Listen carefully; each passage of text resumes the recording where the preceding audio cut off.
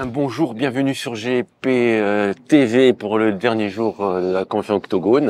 On est sur la terrasse, comme c'est pas la terrasse du Martinez. Oui, non, c'est pas la terrasse du Martinez. Nous ne sommes pas à Londres, mais nous tenterons de parler anglais pendant cette interview. Alors, Florent Molaragas, donc on apprécie particulièrement les éditions Odonata. Merci, Nico. Voilà, pour t'avoir suivi depuis le début, depuis Insectopia et toutes tes aventures ludiques et holistiques. On va faire un petit point, si tu veux bien. Ouais. De ton actualité, etc.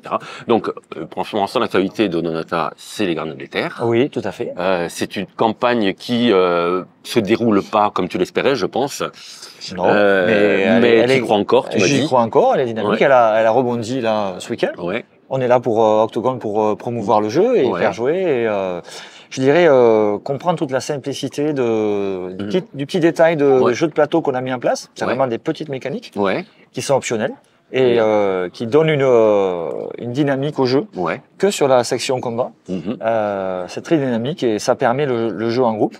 Voilà, donc on a mis ça en place. C'est peut-être un petit frein pour, je pense, le rôliste. Mais on voit que quand on fait jouer, les gens sont dithyrambiques et comprennent bien le système et apprécient vraiment cette dynamique qu'on a mis en place. Donc c'est un produit qui est fait par Cyril Berger et Gabriel Pardon. Pardon, j'ai oublié Gabriel Pardon. Pardon Gabriel. Voilà. Et en fait, c'est eux qui t'ont proposé le projet. Comment ça a fonctionné en fait? Qu'est-ce qui t'a séduit dans ce projet? Alors, c'est vraiment le projet de Gabriel Pardon, qui a été formé à l'école Saint-Luc à Bruxelles et qui donc en BD. Et il avait d'abord un projet de BD sur les Gardiens des Terres. Et il y a 4 ans, quand on fait des réunions, on fait des universités d'été au Donata où on parle des projets, on crée, on est une quinzaine. Et plus que les LR sûrement. Pardon? Plus que les LR. Et donc on crée des projets, tout ça, et c'est la rencontre de la vie de Gabriel, Gabriel qui a dessiné sur Sapinka, sur Omega, sur différents projets, sur Insectopia aussi d'ailleurs. On en parlera tout à l'heure. Et donc c'est vraiment le projet de Gabriel qui amène cet univers très riche avec énormément d'illustrations, BD, c'est fabuleux ce qu'il fait. On sent tout de suite le potentiel graphique, et puis c'est la rencontre donc de Cyril avec Gabriel donc à l'université d'été, et il parle du projet, et donc il y a une envie de développer cet univers avec un système particulier, quelque chose de novateur et à la fois une histoire prenante, et voilà. Et puis après moi je suis éditorialement le sujet en y mettant de l'intérêt voilà, sur des problématiques qu'on peut mettre en place dans cet univers, à la fois sur le mystère, la découverte de soi, et puis les relations entre le monde éthérique et la technologie. Donc ça, c'est les points centraux. Et voilà, donc après, ça se développe, et donc on pousse le projet, et voilà, on en arrive à la souscription. On est content de l'avoir lancé. Même si il y a une crise des souscriptions, je dirais, ou sur Game on Tabletop notamment.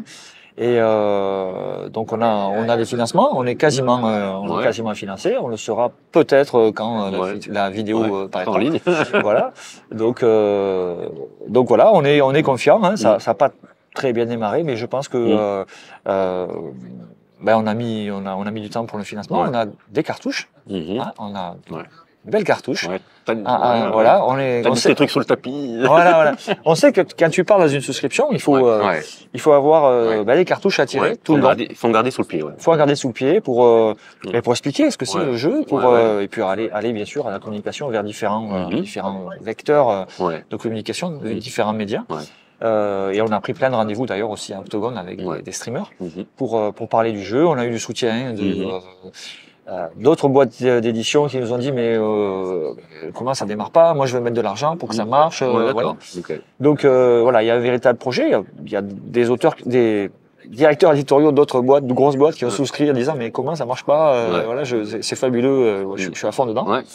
Voilà, donc écoute, ça se relance, ça se relance, et on a un bon espoir, voilà, ça va se faire. En tout cas, je peux te dire que ça va se faire. Cool. Et que ce projet va sortir. Et on croit en cette idée.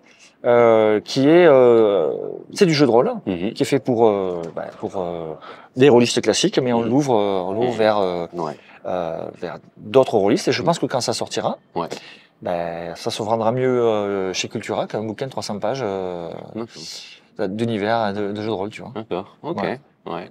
Parce que ça sera une voie d'initiation avec des scénarios fun, mais avec de la profondeur et un système simple et ludique. Ouais, d'accord. Voilà. Moi, je vois une question. Tu as participé à la direction artistique, je pense, parce que quand on voit Odonata, quand on voit Les Gardiens de l'Éther, on prend le bouquin ou la maquette, ou peu importe le livret, on dit tiens, ça c'est du Odonata. Je sais pas comment expliquer ça. On le sent. Et il y a une patte onirique et une patte dans le dessin qui est très quelque chose. Mais je crois que c'est une rencontre entre Gabriel et moi où on a le même état d'esprit créatif dans la façon de visualiser les choses et la façon dans la volonté de très bien illustrer ce que l'on met en place. On le fait parce que c'est créatif. Donc on est une studio de création d'abord. Et comme on est dans une studio créatif, il faut convaincre les gens d'aller vers nos jeux qui ont une identité, tes jeux. Qui ont une identité qui casse des barrières, qui avance dans le jeu de rôle, qui propose des expériences ludiques différentes. Et les gens au stand nous le disent. Ouais, j'ai fait le tour de X jeu, un jeu très connu. Et maintenant, c'est super, c'est différent, on fait des choses différentes. Ça nous apporte beaucoup. Sectopia, c'est ça, tu vois. Je suis là, on l'a dit dimanche matin, je suis en rupture de stock d'Insectopia. Ça s'est vendu à fond. Il y a 2 éditions. Ouais. C'est sorti il y a 8 ans, mais c'est un jeu qui fonctionne et qui est plébiscité et qui, chaque fois qu'on vient en convention, fort heureusement, qui continue à fonctionner. Et donc, la patte graphique, c'est l'envie de bien illustrer, d'imager ce que l'on propose, parce que c'est pas connu, on n'est pas sur des licences, on est sur de la création. Donc, et puis avec ce côté onirique qui me correspond très bien avec Gabriel, on travaille très bien ensemble. Ça match. Qui est directeur artistique d'ailleurs chez Odonata Édition. Mais ça se voit, c'est vraiment dans le moule, quoi. On ressent à chaque fois que tu fais des nouveaux, des créations, on se ressent à chaque fois qu'il y a toujours la même disons la même imagerie, enfin le même imaginaire en fait. Même si même dans d'autres secteurs comme Sapinka, on reconnaît quand même la patte. Voilà. Donc on va faire la transition si tu veux bien. Effectivement. Alors ton actualité et tes projets à venir, Sapinka, c'est un produit que j'apprécie beaucoup et je sais pas si non je crois que c'est voilà, qui aime beaucoup Sapinka. Donc là maintenant, il est sorti quand même pas mal de choses. Il y a des trucs sur le feu. Ah oui. Écoute, donc Sapinka, on a le livre de base, le livre de Tawa Tetsuya, l'univers. L'univers est vraiment très riche. Et je crois que on a bien, de manière éditoriale, on a bien calé le bouquin parce que il y a de l'histoire, il y a de l'uchronie, il y a le contexte, mais il y a plein de petites histoires, de contes à l'intérieur qui animent vraiment l'univers. On a des scénarios et donc il y a 4 auteurs dans Sapinka. Qui sont donc Éric Dubourg, voilà, qui est l'auteur principal, Pascal Brossol qui a fait pas mal de scénarios et mais du contexte. Il y a aussi Yenur Torlenoir qui a travaillé sur le système et amené des choses sur les Espagnols vu son origine argentine. Et pas mal d'idées originales de Zédiac le rôliste qui a posé des choses importantes pour le jeu. Donc voilà ces 4 auteurs. Et aujourd'hui, Éric, avec Pascal, ont proposé une campagne. Puis on a fait une première passe de correction pour caler les scénarios de cette campagne et puis un peu le contexte. Et donc, on a un équivalent du Tawa Tetsuya, donc 260 pages, qui sont prêtes, très très prolifiques, Eric. Donc 260 pages qui sont prêtes pour une campagne de jeu et que l'on va donc on va affiner le contenu avec Eric. On va préparer les illustrations, faire le montage et on fera une souscription je pense, mais avec le produit fini, le PDF livrable dans la foulée, voilà pour satisfaire les souscripteurs. Tu peux nous dire un petit truc sur cette campagne ou pour l'instant t'as pas envie de spoiler trop Disons qu'il y a une ville au fond de la forêt amazonienne, qui garde ses secrets, dont on ne trouve pas la porte apparemment, et qui est recherché par différentes origines, les Indiens d'Amazonie, les Incas, mais aussi les conquistadors qui cherchent à trouver cette Paititi. C'est Eldorado. C'est Eldorado, qui s'appelle Paititi, une cité. Est-ce qu'elle est réelle ou est-ce qu'elle est fantasmagorique dans les tréfonds de la Terre? Voilà, ça donc c'est un jeu d'exploration. Oui. Ouais. Alors il y a de l'exploration et puis des intrigues entre les différentes, avec les conquistadors et avec différents protagonistes qui vont venir essayer de trouver Paititi avant vous, voilà, avec des secrets, voilà. Donc c'est Sapainca, hein, donc il y a la confrontation avec les conquistadors, il y a des problématiques de l'Empire, il y a de l'occultisme, du mysticisme. Mysticisme. Voilà, et puis il y a de la découverte de lieux avec ses bases historiques. Voilà, avec cet imaginaire qui est derrière, les cités perdues, différents lieux. En fait, il y a énormément de possibilités de scénarios. Aventure exotique. Aventure exotique. Vraiment au cœur de la jungle. Voilà. C'est mon truc, j'adore ça.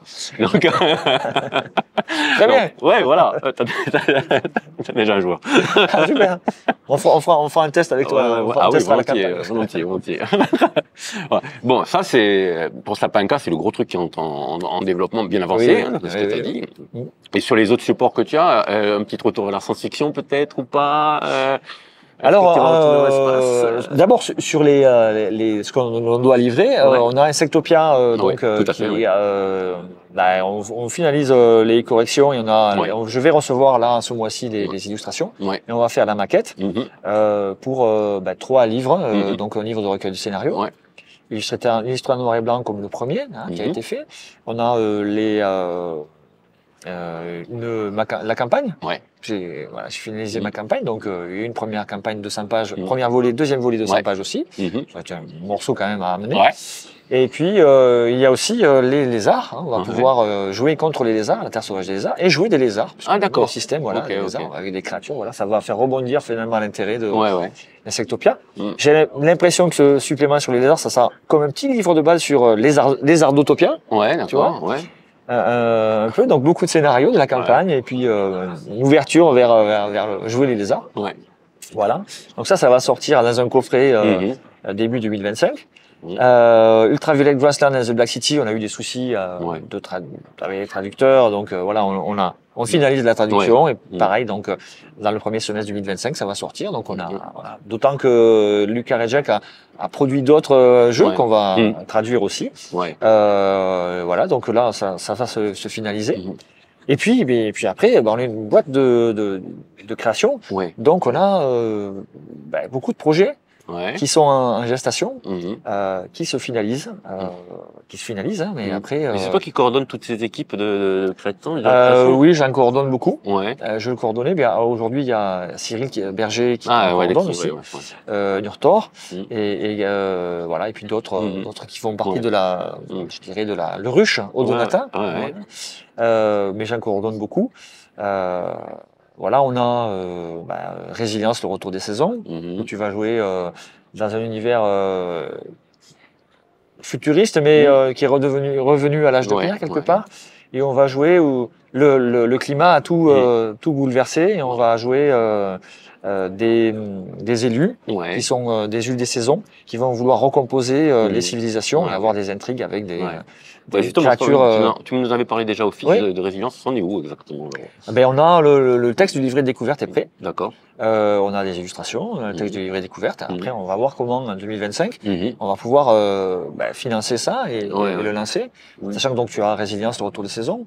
Mais on a aussi un jeu sur la musique où on va jouer avec un système de placement sur la musique. C'est vrai, tu m'as dit ça. Qui est là, le texte est quasiment fini. Donc là, d'ici décembre, le texte est fini. Donc j'ai bien calé avec l'auteur le contenu, le propos, comment ça va avancer. Donc ça c'est fini, c'est très intéressant. J'ai un autre projet avec Jaume Ferrer sur des aventures sur le ressenti qu'on peut avoir, ses blessures, dans quelque chose qui est notre part d'ombre en fait, où on va jouer avec un système très simple et on va jouer sur ces quelque part un peu sur ses blessures, des scénarios qui vont nous mettre un peu avec de la sécurité, mais qui vont nous mettre un peu en danger, émotionnellement, qui sont très bien construits. Des suites de scénarios, c'est pas vraiment l'univers, mais c'est des suites de scénarios avec cet état d'esprit. Donc là, on a pas mal de scénarios qui sont prêts aussi. Le système qui est calé, qu'on a fait tous les deux avec Jaune. Voilà, on s'est vu. D'accord.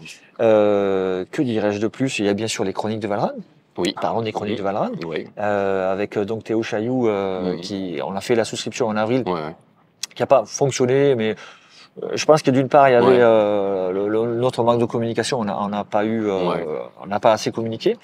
Et d'autre part, le projet n'était pas assez cadré sur l'univers, sur certains éléments de jeu, où on savait pas trop si c'était un Medfan, avec pourquoi il y avait à la fois les chroniques de l'histoire et le Medfan. Et donc avec l'auteur, on a calé ça pour qu'on arrive à mieux communiquer sur la profondeur et l'état d'esprit de son jeu. Il y a un très bon système, et avec l'idée que on a plutôt des chroniqueurs qui vont être ciblés, et on va être sur des territoires où la compréhension des éléments historiques va être plus simple à aborder, et on va être sur des ressorts de quelque part de révolution, liberté, égalité, fraternité, voilà, dans cet univers où on va jouer des chroniqueurs, des agents, des Illuminati quelque part qui vont vouloir transformer la société. Voilà, donc ça, avec Théo, on prépare aussi. Théo m'avait dit justement, ça a été un mal pour un bien, parce que ça l'a permis de revoir des petits trucs et tout, entre vous, de revoir un petit peu. Mais finalement, c'était pas plus mal. Oui, c'est pas plus mal, mais on va le relancer, on va changer le livre de découverte. Et sur les illustrations aussi, on va donner quelque chose de plus dynamique, voilà, pour transmettre le jeu finalement. Voilà, j'en ai cité pas mal quand même. Voilà.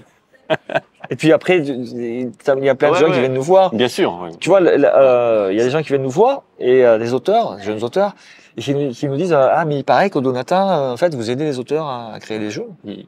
Et c'est vrai, puisqu'on a une université d'été, tout ça, c'est parfois compliqué, tu vois, c'est parce que il faut amener l'auteur à se transformer. Bien sûr. Voilà, et je suis le vieux sage sur la colline.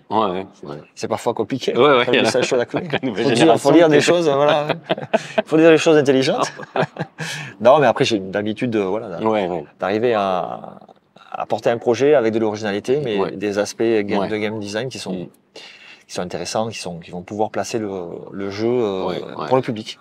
Voilà. D'accord. Eh ben écoute, on a fait un petit peu le tour. Ah oui, je reviens sur la science-fiction. Alors bon, c'est un projet qui date maintenant. Omega, fait combien de temps maintenant? Omega, c'est sorti il y a 2 ans et demi. 2 ans et demi.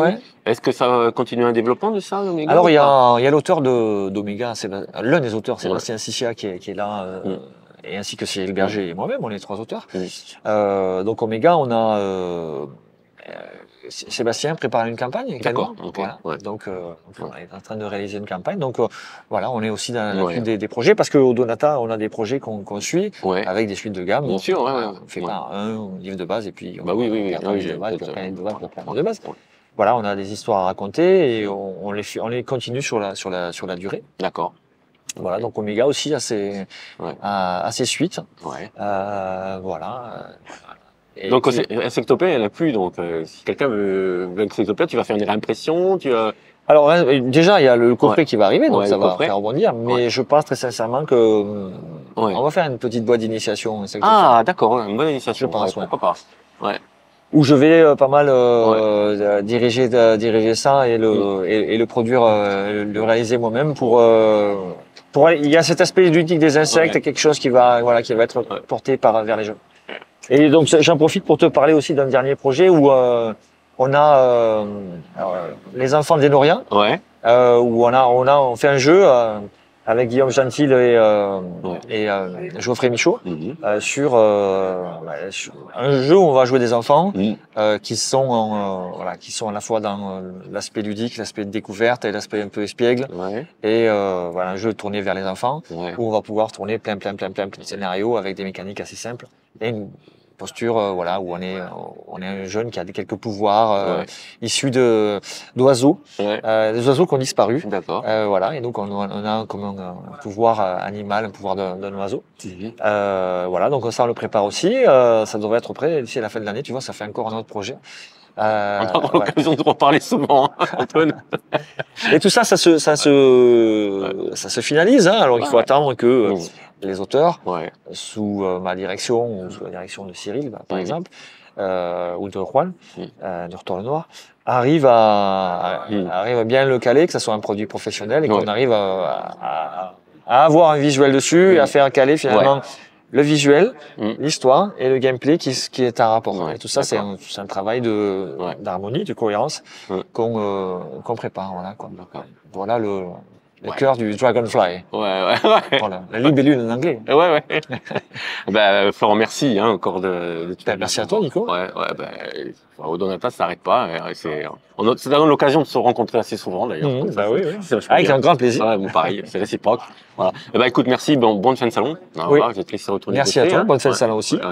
Et à bientôt. À bientôt.